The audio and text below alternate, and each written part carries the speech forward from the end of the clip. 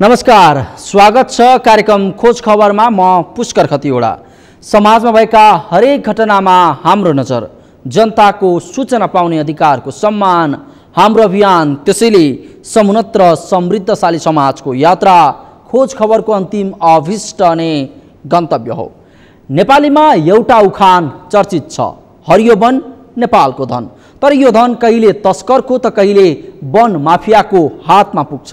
वनभित्रका कयौं फोहोरी चलखेलहरू पटक पटक उजागर भएका छन्। तर विडम्बना, सरकारवाला निकाय र सरकार यी चलखेल रोक्न सामर्थ्य राख्न सक्दैन। उल्टै सरकार वनको जमिन अतिक्रमण गरी भवन बनाउन लगानी गर्दै आएको छ, त्यो पनि 30 लाख रकम विनियोजन गरेर। कैलालीको गोदावरी नगरपालिका वडा नम्बर 2 मा सामुदायिक वन अतिक्रमण गरी पक्की संरचना बनाइएको छ, जसमा प्रदेश सरकारको लगानी रहेको छ। तर यो विवादमा पर्यो किन त? हेरौं यो रिपोर्ट। कैलालीको गोदावरीमा सामुदायिक वन अतिक्रमण। वनभित्र बन्यो माओवादी लडाकुका लागि पक्की भवन।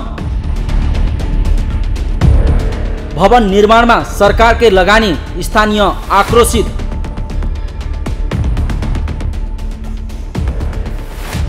गत जेठ 16 गते हामीले यही कार्यक्रम खोज खबर मार्फत कैलालीको गोदावरी नगरपालिका 2 मा सामुदायिक वन अतिक्रमण गरी संरचना बनाएको र त्यसमा प्रदेश सरकारकै लगानी रहेको खुलासा गरेका थियौं। जनयुद्धका घाइते अपाङ्ग संरक्षक मञ्च नामक संस्थाका लागि यो भवन सामुदायिक वनभित्र बनाइएको हो। तत्कालीन माओवादी लडाकुहरूका लागि खोलिएको संस्थालाई वनको जमिन दिनुको भित्री चुरो कुरा बाहिर नआउँदै यो विवादित बनेको छ। अहिले झन् सामुदायिक वनमा नै भवनका नाममा पक्की संरचना बनाइएपछि सरकारवाला वनका उपभोक्ताहरू आन्दोलित भएका छन्। गोदावरी नगरपालिका अतरिया स्थित दुर्गा लक्ष्मी महिला सामुदायिक वन अतिक्रमण गरी धमाधम पक्की संरचना बन्न थालेपछि वनका उपभोक्ताहरू आक्रोशित बनेका छन्। सामुदायिक वनभित्र निषेधाज्ञाको मौका छोपेर संस्थागत अतिक्रमण हुँदासम्म सम्बन्धित निकाय मौन बसेको भन्दै स्थानीय उपभोक्ताहरू आक्रोशित बनेका हुन्।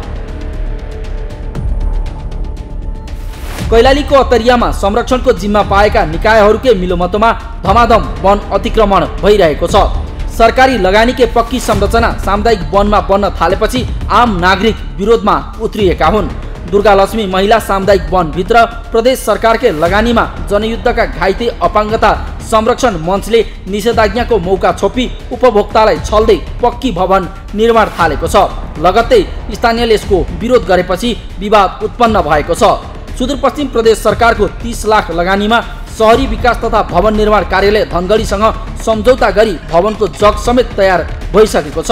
आवश्यक कागजात बिना भवन निर्माण कार्यालयले सम्झौता गर्दै काम सुरु गर्न अनुमति दिएपछि भवनको जग तयार भइसकेको छ।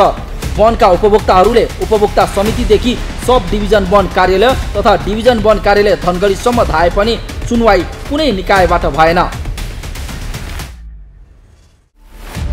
मञ्चले सामुदायिक वन उपभोक्ता समूहलाई छल्दै जग तयार गरिसकेपछि उपभोक्ताहरू विरोधमा उत्रिएका हुन्। सम्बन्धित निकायकै संरक्षणमा वन संस्थागत अतिक्रमणको चपेटामा परेपछि उपभोक्ताहरूले अवैध तरिकाले बनाएका संरचना भत्काउनु पर्ने माग राखेका छन्। जनयुद्धका घाइते अपाङ्गता संरक्षण मञ्चको भवन मात्र नभएर दुर्गा लक्ष्मी सामुदायिक वनभित्र विभिन्न सङ्घ संस्था तथा अन्य व्यक्तिले समेत अतिक्रमण गरेपछि उपभोक्ताहरूले निर्माणाधीन संरचना भत्काउन माग गरेका छन्। अहिलेसम्म जानकारी अनुसार चाहिँ उहाँहरूले बिना अनुमति नै यहाँ वन विनाश गरेको भन्ने सूचना हामीले पनि पाएका छौँ। हामीले पनि यो कुराहरूलाई चाहिँ खोताल्दाखेरि अब सामुदायिक वनमा चाहिँ अहिले कुनै किसिमको पनि उहाँहरूले चाहिँ पर्मिसन चाहिँ लिनु नभएको रहेछ। अब यसलाई चाहिँ अब अतिक्रमण नै भन्नु पर्यो।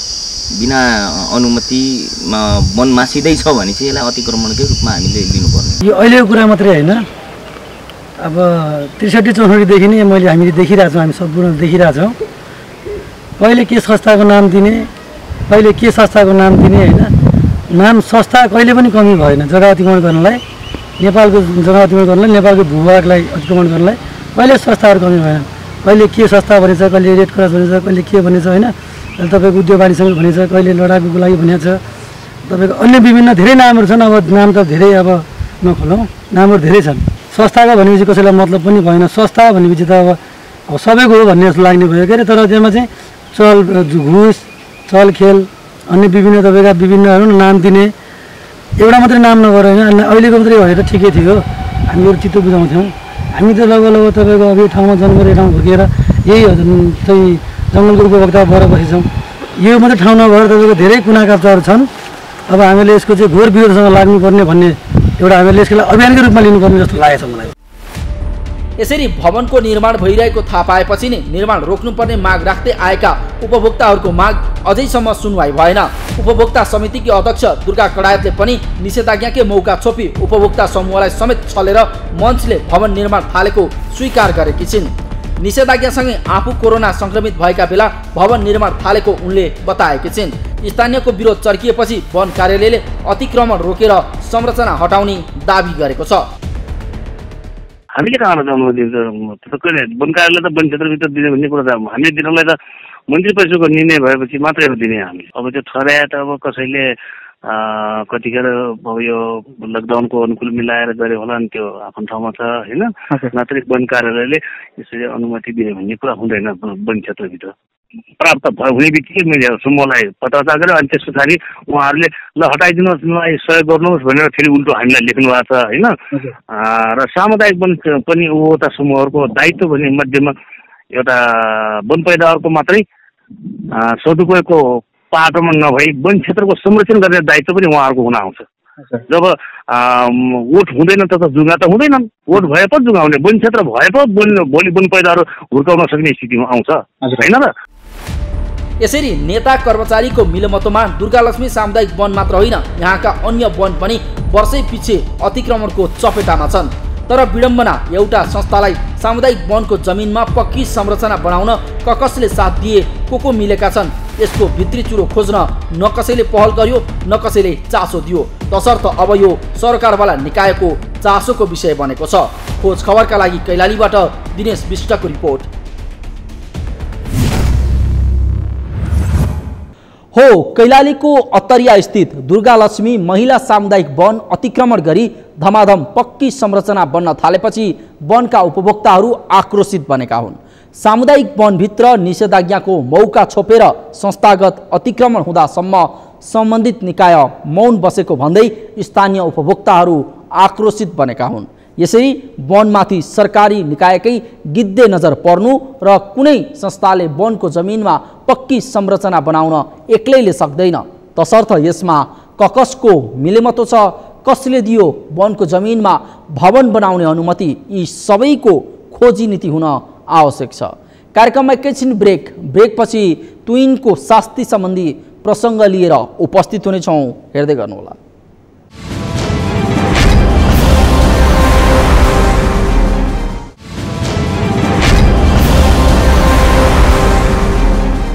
ब्रेकपछि स्वागत छ। कार्यक्रम हो खोज खबर। प्रधानमन्त्री केपी शर्मा ओलीले आफ्नो पहिलो कार्यकालमा 2 वर्षभित्रै तुइन विस्थापन गर्ने घोषणा गरे। तर उनको त्यो घोषणा 6 वर्ष बित्दा पनि पुरा हुन सकेको छैन। दुर्गम पहाडी जिल्ला जाजरकोटको विकट बस्तीमा अहिले पनि तुइनमा झुन्डिएर स्थानीयले नदी वारपार गर्न बाध्य छन्। तुइनको पीडा कतिसम्म छ भने कयौं जाजरकोटवासीले झुन्डिएर यात्रा गर्दा ज्यान नै गुमाए। तर अहिलेसम्म जाजरकोटका विकट बस्तीमा पुल भने बन्न सकेको छैन। आखिर के छ त तुइनको वास्तविकता, हेरौं यो रिपोर्ट।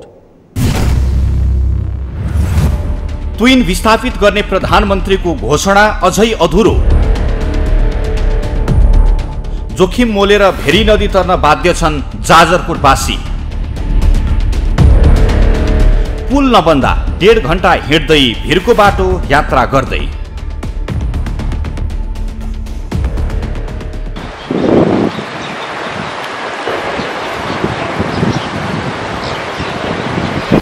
प्रधानमन्त्री केपी शर्मा ओलीले आफ्नो पहिलो कार्यकालमा 2 वर्षभित्र तुइन विस्थापन गर्ने घोषणा गरेका थिए। 2072 साल असोजमा प्रधानमन्त्रीको कार्यभार सम्हाले लगत्तै ओलीले गरेको पहिलो निर्णय थियो यो। आर्थिक वर्ष 2072-73 को बजेट भाषणमा पनि तुइन विस्थापन गर्ने घोषणा गरिएको थियो। तर त्यो भाषणको 4 वर्ष बित्यो, तर तुइन भने अझै विस्थापन भइसकेका छैनन्। दुर्गम पहाडी जिल्ला जाजरकोटको विकट बस्तीमा अहिले पनि तुइनमा झुन्डिएर स्थानीयले नदी वारपार गर्न पर्ने बाध्यता छ।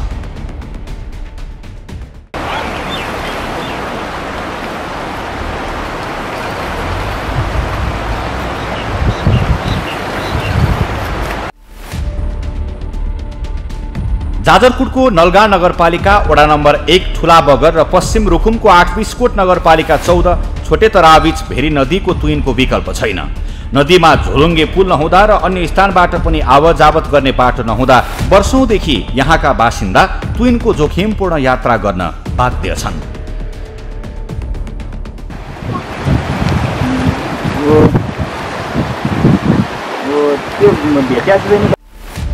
ठुला बगर, खर्चा, दमशिला, भित्रखोला, उडारा, पाली लगायत गाउँका 100 घर परिवार स्थानीय प्रविधिबाट निर्मित तुइनकै भरमा नदी वारपार गर्न बाध्य छन्। त्यस्तै पश्चिम रुकुमको पिपलचौर, छोटेतरा, छेपारे, चाख्ले मेला लगायत ठाउँका बासिन्दा पनि उक्त तुइनको सहयोगले भेरी नदी वारपार गर्दै आएका छन्। स्थानीय प्रविधिबाट काठले बनेको ढुङ्ग्रोमा बसी फलामको डोरीमा झुन्डिएर 100 मिटर चौडा भेरी नदी वारपार गर्ने गरेको स्थानीयको भनाइ छ। तुइनको लागि योभन्दा लगभग भइसक्यो 15-20 वर्ष भइसक्यो। यहाँको यही छ, बिजोग छ, अवस्था साह्रै नै समस्या छ। सरकारले कुनै हेरिदिएको भए झनै राम्रो हुन्थ्यो। यहाँका कोही बच्चाहरूलाई, विद्यार्थी, बाटोघाटो बडा समस्या छ। यही तुइनको सहारामा चलिराखेका छन् सर। तुइनको विषयमा कुरा गर्दाखेरि पहिला पनि अब यस्तै समस्याहरू भइसकेका थियो र अहिले पनि यस्तो समस्या जीर्ण अवस्थामा छ। यो तुइन मुक्त भनेर अब केपी शर्मा प्रधानमन्त्री हुने बेलाको अवस्था अब लगभग मुक्त भन्ने थियो र अहिले मुक्त अझै पनि यस्ता तुइनहरू हुने ठाउँ धेरै बाँकी होलान् भन्ने मलाई लाग्छ। यो अहिलेसम्म हेरफेर नभएको कारणले अहिले जस्तो कि अब हाम्रा केपी शर्मा ओलीले पनि अब तुइन मुक्त गर्छु भनेर भन्नुभयो। उहाँलाई हामीले मरिमिटी उहाँलाई अहिले अब केपी शर्मा ओलीको आशमा बस्यौँ, तर हामीले पनि अब 2-3वटा हामीले निवेदन पनि दियौँ र अहिलेसम्म न रोड छ न बाटो छ यो ठाउँमा। अब नेताहरूले पनि यो ठाउँमा अब आएर के गर्नुहुन्छ त? अबदेखि हामी यो ठाउँमा आएर मत माग्नु पनि लाजमुन्न होला, या त माथिसम्म यहाँका नेताहरूले पुर्याइदिनु भएन कि? प्रधानमन्त्रीले तुइन विस्थापित गर्ने दावी गरेको वर्षौं बित्दा समेत अहिलेसम्म तुइन विस्थापित नहुँदा कतिपय स्थानीय निराश बनेका छन्। उनीहरू नदी वारपार गर्न तुइनै तरेर जिन्दगी बित्न लागेको भन्दै तुइन विस्थापित नभएकोमा दुःख मान्दछन्। पुल बनाइदिन विभिन्न निकायसँग पटक पटक हारगुहार गरे पनि कसैले नसुनेको स्थानीयको गुनासो छ।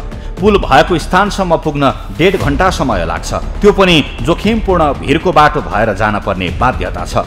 उक्त अप्ठ्यारो बाटोबाट लडेर कतिको ज्यान समेत गइसकेको छ।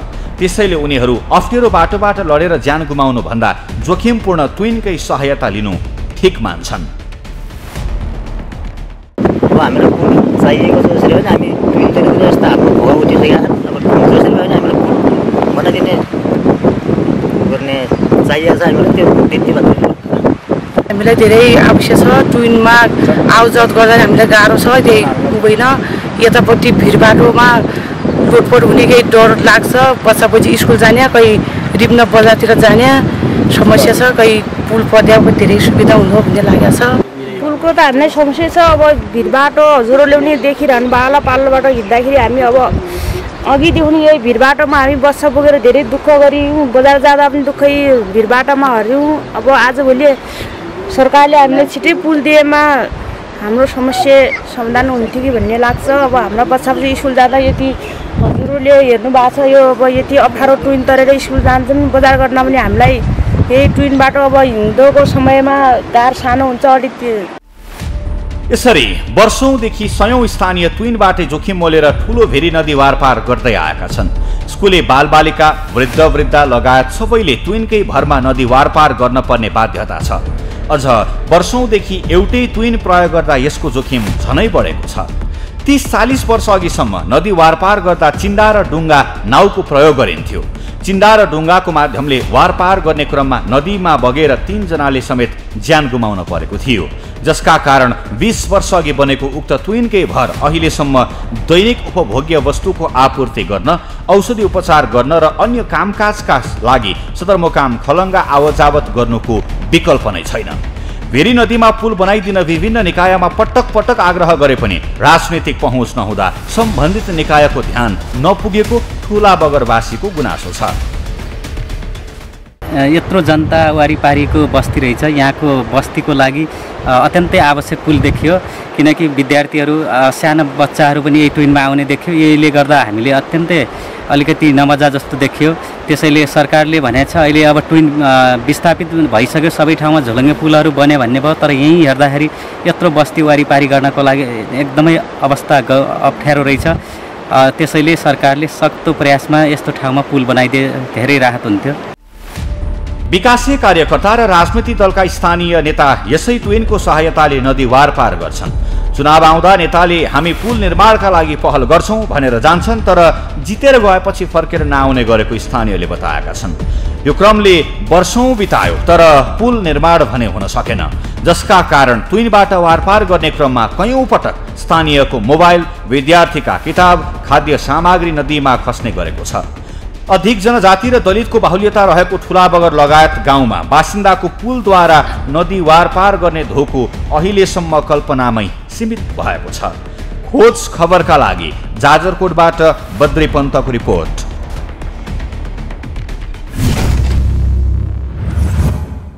हो, देशभरबाट तुइन विस्थापित गर्ने प्रधानमन्त्री केपी शर्मा ओलीको योजनाले जाजरकोटवासीलाई छोएको छैन। अझै पनि उनीहरूले भेरी नदी तर्न तुइनको विकल्प पाएका छैनन्, जसका कारण ठुला बगर, खर्चा, दमसिला, भित्रखोला, ओडारा, पाली लगायत गाउँका 100 घर परिवार तुइनकै भरमा वारपार गर्न बाध्य छन्।